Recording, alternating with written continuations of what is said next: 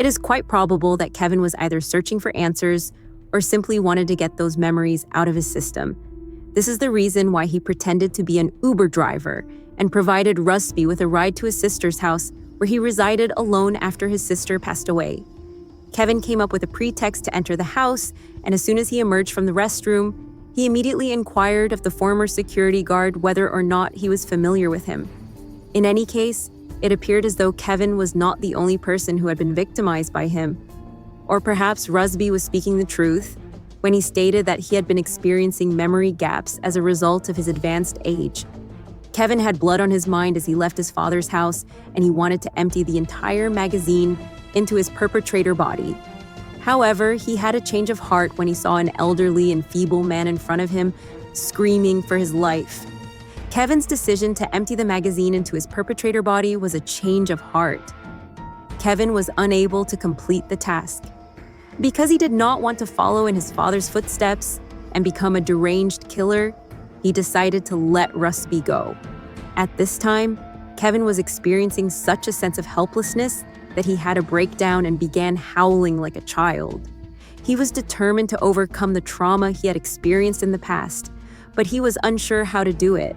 As a result of these eerie recollections, it is quite probable that Kevin did not receive any assistance or therapy.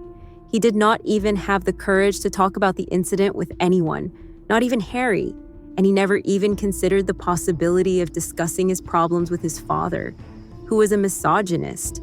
Over the course of his whole existence, Kevin had made it a point to do all in his power to avoid becoming someone like his father or his mother who would kill people for fun. Therefore, Kevin desired for Rusby to disappear from his sight. It would have been preferable if the elderly guy had just left the house, but regrettably, he did not do so. Rusby, who had just lately discovered God, believed that he could make things right by apologizing and talking things out.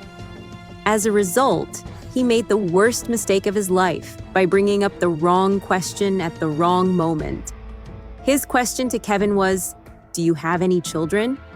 To put it simply, that was the instant when everything went awry. Before squeezing the trigger and shooting Rusby in the head, Kevin did not so much as pause for a moment to think about what he was doing. Rusby's death was extremely comparable to the murder of Archie that occurred in the first episode.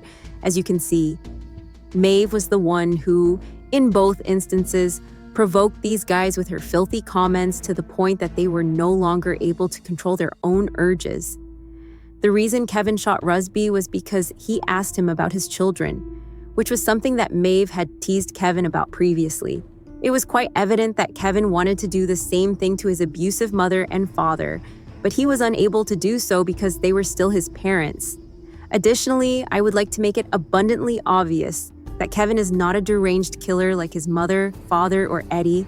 It is quite possible that he will come to the realization that he has made a mistake by shooting Rusby in the heat of the moment. However, what is done, and in order to make amends for his mistake, he is going to take care of Rusby's wife, Joanne, who has been admitted to an elderly nursing home and is most likely suffering from dementia. And as far as the body of Rusby is concerned, well, it is apparent that Kevin will summon his fellow inmate to come and save him, just as he always does.